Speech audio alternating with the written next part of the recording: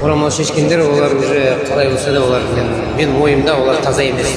Интернетте қыздар массово былай орамал тағып кетті, сосын тоқтамай шешіп кетті. Соған сіздің көз қарасыңыз?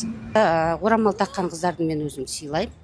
Өйткені инноватты, ибалы қыздар ғана орамал тағады. Ол орамалды тағудың өзі керемет нәрсе ғой. Анау адам тағамайды. А шешіп кеткендер енді адамның бәрі бірдей болмайды ғой.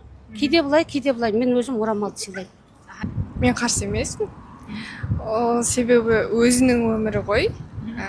Өзін не істегісі келсе, соны істеу керек, мысалы. Кием десе кет. Иә, кием шешем десе шешем. Ол иманның әлсіреуіне байланысты ғой. Иман әлсіреуіне дейсіз ғой, иә. Яғни иманы күшейгеннен қайтып келуі мүмкін дегенге сенесіз бе? Сенемін.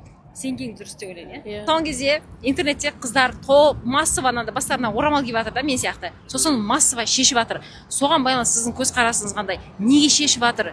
Киген дұрыс па, шешкен дұрыс па?